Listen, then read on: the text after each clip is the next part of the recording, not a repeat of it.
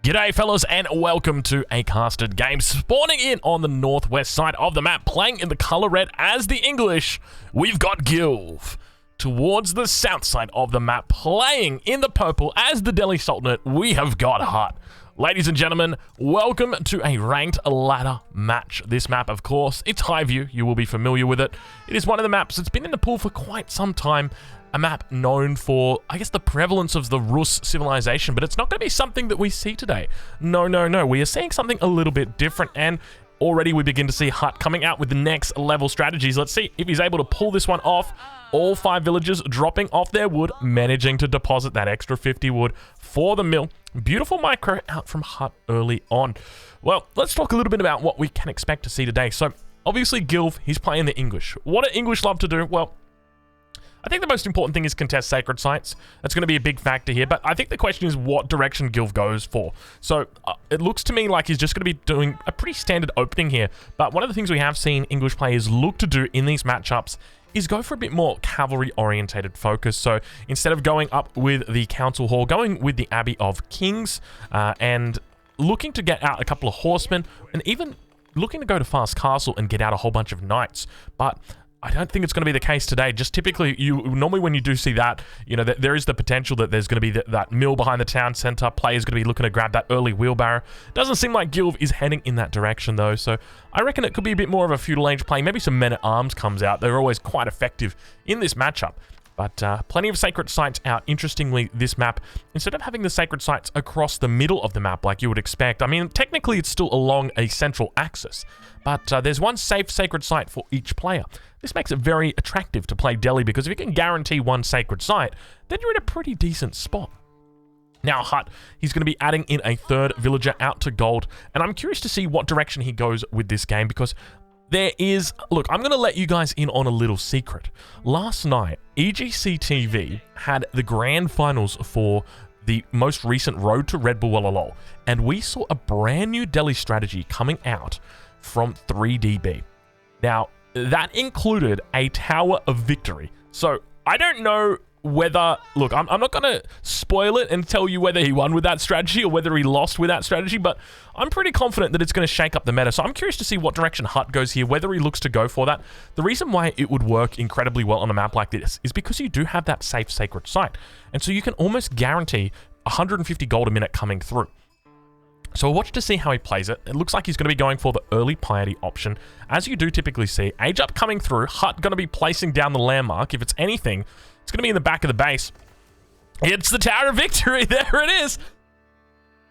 All right. Well, I'll be honest with you guys. I kind of expected this. I'll be honest. The Delhi Sultanate, their civilization is a very straightforward civ. You know, it's always focusing that same game plan. You know, Dome of the Faith, get my 3 tier 1 upgrades, try and take sacred sites, look to control my own food sources, get age 3, push with elephants, push with healers or scholars. You know, that's pretty much it. It doesn't get much more complicated than that. But now things are starting to get serious. So let's talk about this Tower of Victory. Why is this Tower of Victory all of a sudden becoming a big deal? And I assure you, it is becoming a very big deal.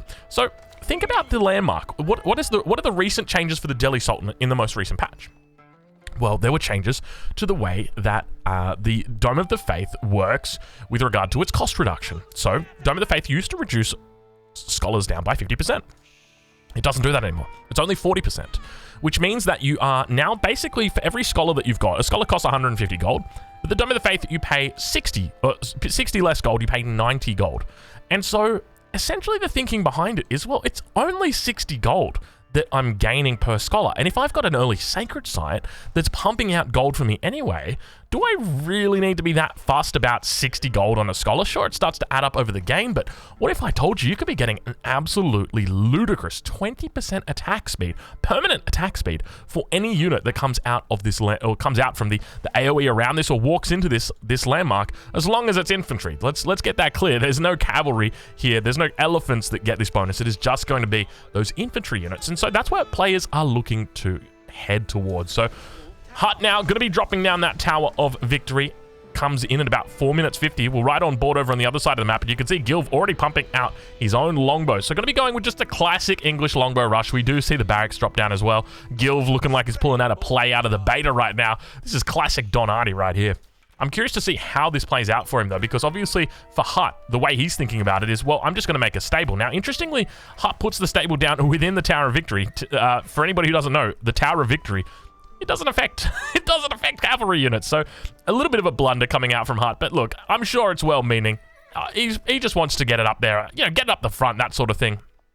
But he continues to posture with the scout at the moment, waiting for those units to come in. Unfortunately, picking up a wolf here. Going to delay Gilv's attack a little bit here. Now, for anybody who doesn't know Gilv also an Australian. So we've got double Australian matchup here. Something that you'd love to see when the Aussies start to tussle. You know, after that Outback Octagon, the Australians were very, very close with one another. But now it's great to see them fighting it out. Villager got to be careful, almost losing its life there. You can see it dropping down. Oh, God, that must have been 2 health. Indeed, it was 2 health. No textiles coming through just yet for Hut. But it looks like a second mosque going to be dropped down, and you can see that he's going to start producing scholars. So we've got a lot of scholars coming out now, so 2 scholars, as well as those upgrades coming through for the mosque. So that's part of the reason why he goes for that, because it guarantees that he's going to be able to have that scholar production coming out. But now Hut moving forward towards this position. Got to be careful of any spearmen that potentially come out. We see the longbowman also putting down very cute micro right there from Gilv. Unfortunately, the horseman, it is going to run into that paling, but he continues just beating down, issuing out plenty of damage here. You can see him focusing down these units. Unfortunately, going to be losing the horseman. Horseman, not a lot of health left on it. It is going to go down, and with that, unfortunately, he loses the horseman and then doesn't have the possibility to heal it up. Now, behind this, we do see a blacksmith coming in. So a lot of tech buildings coming through for Hut at this point. I mean, when you look at his base, and we'll get a nice little snapshot of it right now. There is a lot of tech here. I mean, you got the Tower of Victory, you got double mosque, you got a blacksmith. Don't tell me that's a second blacksmith. Oh my lord, it's a second blacksmith. This guy is teched out of his mind right now, and he's under a lot of pressure. So I'm curious to see how he holds it. But we'll right on board with Gilv, see how he's doing as the spearmen begin making their way across the map as well. Good macro back here from Gilv. I wouldn't be surprised to see a blacksmith coming down shortly, and him working towards a potential +1 himself. Longbows moving forward. Scouts on either side of the base. Going to get chased away by the horseman. Fortunately, keeps him alive for a little bit longer. Wolves are out on this map. As you guys know, this is home of the Rus. So do not be surprised if you see plenty of wolves out here. And Hut looking incredibly good at this point in time with the hold. And I'm loving the way that he's playing it. Just very defensive. He's just making the horseman at this point in time. But he's going to need archers to deal with what his enemy is throwing down. So I wouldn't be surprised to see an archery range coming down soon. Really investing quite heavily in tech at this early stage in the game. But we're right on board with Gilv as he begins to drop down an outpost. In fact, we got outposts coming down from both players now. So Gilv going to be spotting this one out, going up quite fast with the 3 villagers there. Longbows as well as the spearmen could be moving forward and looking to issue pressure. Hut with no idea that those units just stand a little bit outside of line of sight. And now they begin to move in. Longbows beginning to fire off. Villagers going to be forced back. One villager going to be going down. I think that is the first villager of the game. There's another villager out here that's got very low health. There it is under the town center. So obviously Hut, he's played plenty of Age of Empires 2. At least I assume he has. He knows to keep those low health villagers underneath the town center. You know, that's one of the first things I learned playing Age of Empires 2. It's like, with your boar villager, make sure that you make a farm with this villager and you put it close to the town center. At first, it didn't really ring, and then I was like, oh, actually, that makes total sense. Good thinking right there. Good advice. Gilv now continuing to stack up units. Still no blacksmith back towards the base, but does have arrow slits ready to research, ready to upgrade on this front outpost. And we do start to see that sacred site ticking over, and immediately a response going to be coming out from Gilv. He moved his units in that direction. But interestingly, we didn't see even a scout come out here looking to try and contest this. But with that sacred site being taken, that's going to guarantee that Hut's got enough gold to have at least a scholar every minute for the rest of the game. So that's where this whole thinking comes in with the Tower of Victory. It's a little bit slow to start, but here we can see the difference between these units. So 20% attack speed. So one attack every 1.37 seconds. Now you compare that to the brand new archer that comes out. So what was it? 1.37. So that's every 1.37 seconds. It does the attack, and there we go. Oh, never mind. It's too quick. It's too quick. I'd have to pause the game if I was going to get it. You know what? I could try and get it next time. Here we go. Oh, it's popping out from that corner. Damn, that's annoying. It's right here. Why isn't it popping out from here? Every single time it's always popping out from there. Okay, here we go. All right, 1.37. Damn it! I don't think it's bugged. I think I'm just mistiming it. Unfortunately, he's doing a good job of rallying the units towards that position immediately. So the archers are going to have an attack speed bonus, and that's a really important bonus, because when you start getting towards these archer wars where both players have got, you got 30 longbows up against 40 archers, it really is important to have attack speed, because you're going to be using all of your archers to kill the enemy longbows. And the more attack speed you've got, the more longbows you're killing. Because the reality is you're going to be overkilling them. You're not going to be... It's highly unlikely you're going to be doing the math and like, well, I've got 37 archers and I'm going to just grab 18 from here and 19 from here and I'm going to use them to attack down the individual longbows. And if I lose one from this group, I'll move it over to that one. And if I lose one from that group, I'll move it over to this one. Like, it's very difficult to do. You can try and split micro, but... you know what's a lot easier is just by building units with that extra attack speed. Actually, we can see an archer right here with no attack speed, 1.62. So think about it like every 10 seconds or every 13.7 seconds, there's 10 attacks being fired off, whereas it takes 16 seconds for that other archer. So I guess that's probably one of the ways that you could think about it is, you know, it's going to take 16 seconds for this archer to fire 10 times, whereas it only takes 13 seconds for this archer to fire 10 times. So there's a fair bit of difference there. And when you compare that over to the longbow as well, keep in mind the longbows, I think they're a little bit slower on the firing rate. We have 1.62. I think that's actually, that might just be the same as a base archer. Yeah, it's just the same as a base archer. But it's definitely going to help out when it comes to these sorts of battles where you're looking to pick off spearmen as well. It just guarantees that you're able to take out more. And it's a super good bonus. It's going to keep stacking the entire game. You're going to be running units through here. But now, Horseman going to be moving out for Hut. Gilv behind this. No sign of an age up at this point in time. He's got a lot of units out here. Horseman continuing to move forward. He's got that classic spearman longbow composition, but doesn't seem like he's got enough longbows. Longbows doing their best to try and pick off the archers. Exactly what he needs to do. Spearman coming in on the backside, looking to poke these bad boys back. And indeed they do. The Scholar's now moving out as well. Looking to get a bit of healing down. Gilv going to be on the defensive. Gets a scout in there as well. Spearman doing a decent job, but unfortunately, all the longbows absolutely getting shredded just by those attack speed. And now we start to see the Tower of Victory coming to fruition. So I think a lot of people watched the game that B played and really understood how or the best way that you can actually play with Tower of Victory. A lot of people were thinking, you know, you want to come out, you want to move out of the base immediately, you want to try and hit people with, you know, that crazy archer rush or something like that. No, it's not what you need to do. You can just chill out and look to try and take those fights around the 11-minute mark, exactly what Hut did. And now he begins to move out onto the base. And Gilv's in a bit of a difficult spot here because he's going to begin to fall behind. Now, sure, he's dropping down farms. He's also got a second town center up, which means he's going to start scaling. We check the villager count right now for Gilv. He's sitting on 46, and compare that to Hut, who's on 37. Things are looking pretty good for him. But keep in mind, sacred sites, they're going to continue contributing towards the economy of Hut. And in addition to that, once he reaches the 3rd age, it's highly likely he just snags every single relic on this map. I would not be surprised to see him do it. He's walled up over on the east side. He's walled up in the center. Last sacred site over towards the west, yet to be taken, but I suspect he's going to be heading over there, moving all of his forces in that position.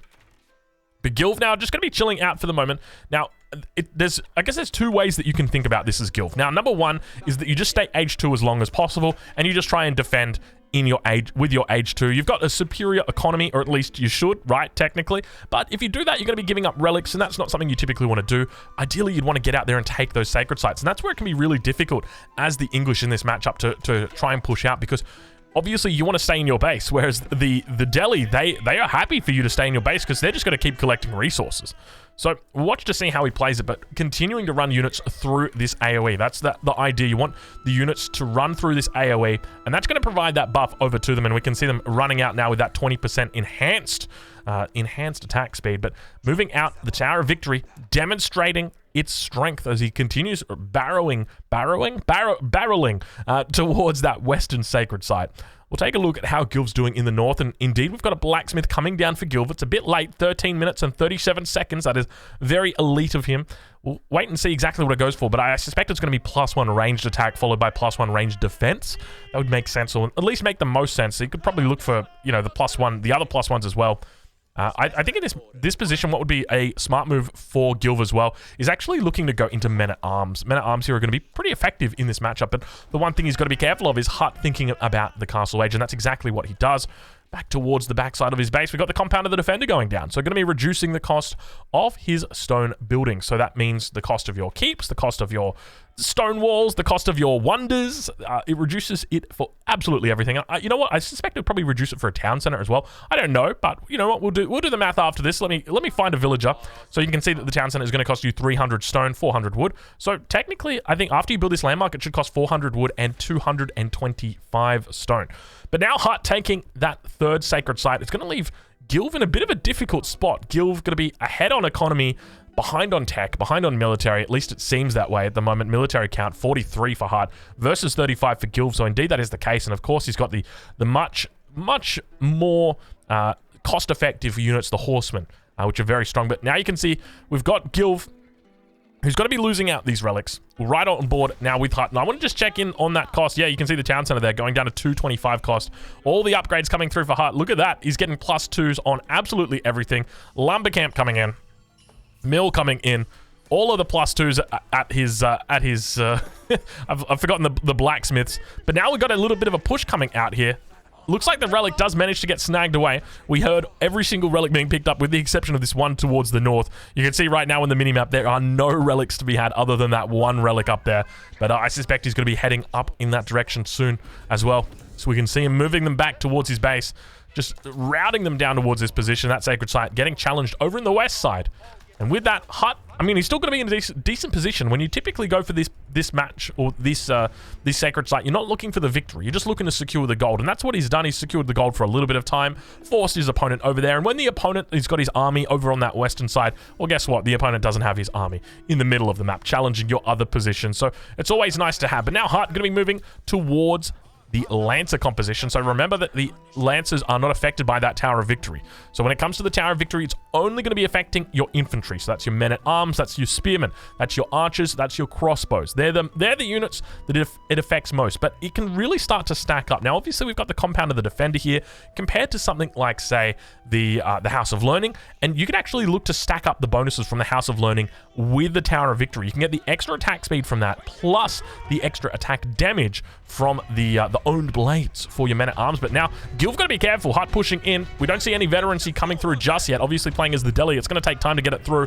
Spearmen continuing to move forward. Archers getting off some decent shots, and look how quickly they're able to trade out with these units. Just because of that extra attack speed, it's going to guarantee that they're able to take out slightly more units, get their shots off a little bit faster. Gilv now going up to the third age. I suspect it's going to be that, there it is, up in the backside. It's going to be it's not the farm, I'll tell you that much. It is the King's Palace that is coming down. So 3 TCs now for Gilv. Villager count at the moment, 51 for Hut versus 71 for Gilv. So he needs to do something to keep himself in this game. The question is, what does he do? I feel like a Mangonel might be the right decision here, but up against the 3 healers, it kind of, I don't know, it just feels a little bit crazy. You're not going to get off your shots in time, I suspect. But we'll watch and see how he plays it as he continues to drag Box's units back towards the center. A fair amount of knights out here as well. Hut going to be looking to push down on his opponent. We also see a tower elephant coming out here. Now, just remember, it's only the infantry that's affected, but he's starting to throw down even more. We see another tower elephant coming out. He's looking to spend all of that gold that he's got. The Tower of Victory is coming out strong. We're gonna get another snapshot of that Tower of Victory because that is a bad boy. That's going on the thumbnail, ladies and gentlemen. Look at that. Isn't that just absolutely gorgeous? Because I suspect we are going to start seeing a lot of Tower Victory. So the strategy that B did in the Grand Final was Tower of Victory into 3 TCs in the Feudal Age as Delhi. It's absolutely ludicrous. We've never seen anything like it before, and I think it's going to be hugely influential now. And we can already begin to see it shifting the meta. Hut, you know, one of the top 10 players, top 15, you know, on a bad day, top 10 on a good day. He is immediately after seeing that, he's like, yep, we got to try that. We got to test it. We got to put this to the test. And indeed he does it. He continues to make scholars though. If we take a look at how many scholars he's actually got out at the moment, he's got 11 scholars and he's got no shortage of gold. We can see the amount of elephants he's got out here. So I think people are starting to realize, well, hold on a minute. You know what? Maybe the Dome of the Faith, it ain't all that pretty. Hut now looking for his first keep. Going to be dropping it down right outside the base of his enemy. Now, keep in mind, when it comes to the English, they're able to defend with their own keeps because they can train trebuchets from it. Spearmen moving forward. Longbow's going to be looking to tee off on those villagers, trying his best to hold on. Spearmen were going to be trying to take out the keep, but realizing, you know what, we can just focus down the villagers. A lot of knights in here, a lot of horsemen in here. He's doing a pretty decent job of surrounding the units, but the spearmen have got a great little concave on the front side. Longbow's looking to tee off towards the backside, but we can see just how quickly the archers coming out for Hut look, and they're just cleaning house on the front line, but still you can see the lancers have been taken out. The spears have done a great job. Unfortunately, they don't fire fast enough. And now Hut going to be in a bit of a tough spot. May have to fall back away from this position. A Moss coming forward. A Siege Workshop also coming forward. Everything is coming forward right now. He's also bringing up some scholars. We see the Tower Elephant going to be coming out. And there definitely doesn't seem to be a lot of units here to deal with this. These guys have got 6 ranged armor. And compare that over to the 9 damage of the Longbow. It's definitely not going to be enough when you consider the fact that there's so many scholars here looking to try and heal this up. He tries his best. Tower Elephant is nerfed, but you just got to laugh at it because it's still got 860 health. It is nowhere near close to being killed at this point. Just with the scholars, they're just going to constantly pump it up. We don't see any villagers moving forward just yet. There we are. There's the villagers. 6 villagers coming forward. And Hut going to be looking to barrel down the hatches upon his opponent.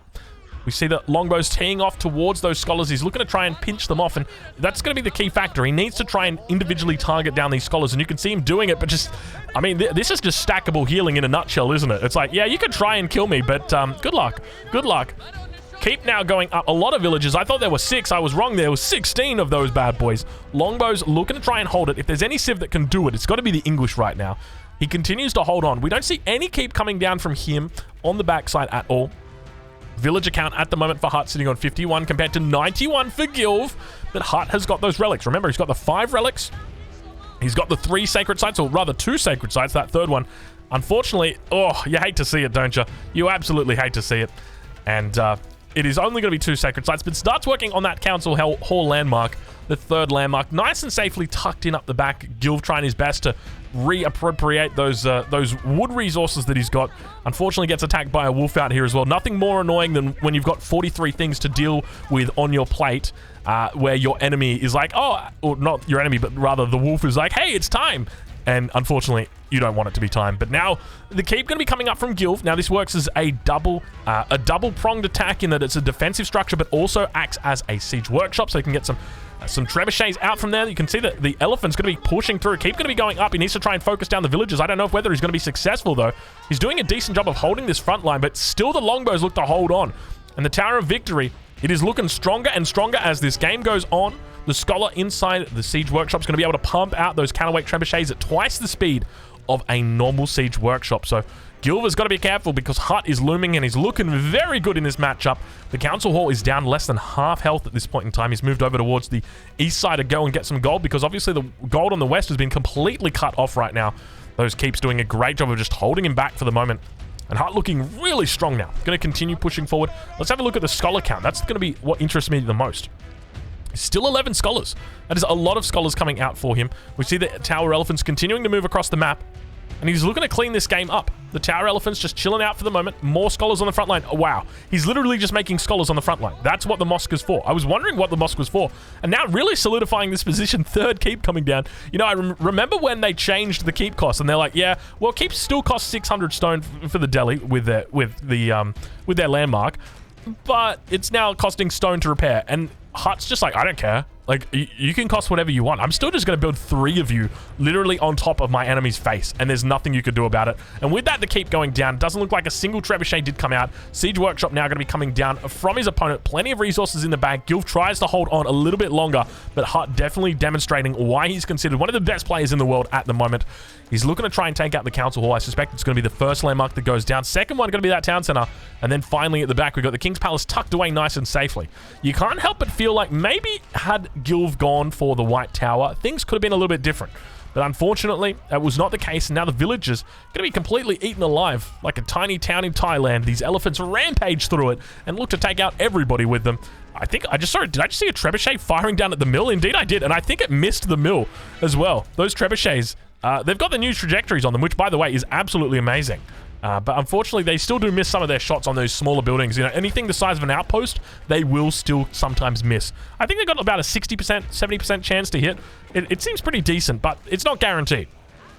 Keep going to force these villagers back away from the wood line. Gilv definitely on the ropes right now. Hut looking very strong and demonstrating just exactly why people are picking up that Tower of Victory. It all comes down to that early fight where we saw the archers just completely shredding through the units of Gilv, and then he's just gone and leveraged that to go into the 3 sacred sites, and we've seen the elephants just look to clean everything up. Scholars moving out towards the spim, and this going to greet him now, saying g'day. But at the same time, the Tower Elephants just continue looking strong. They've got all of their upgrades from the blacksmith now. That bug has been well and truly fixed. And look at him just healing through it. He says, you know, Honey Badger don't care. Well, guess what? Tower Elephant don't care either. Not when it's got that many scholars healing it up and it's back up to full health. It ain't even close. How is that fair? Well, I don't know. Neither does Marine Lord. Neither does Beastie. We still wonder how it hasn't been nerfed. I've genuinely got no clue. And Gilv is going to be tapping out. The Tower of Victory gets to see a very first victory for what seems like an eternity. I can't remember the last time we casted a Tower of Victory on this channel, but I know that it didn't win. I know that for sure. Anyways, fellas, I hope you guys have enjoyed this game. I'm going to leave a link in the description to Hut's Twitch page. Go check him out. He's an incredible gamer, a great guy. I'll catch you in the next one.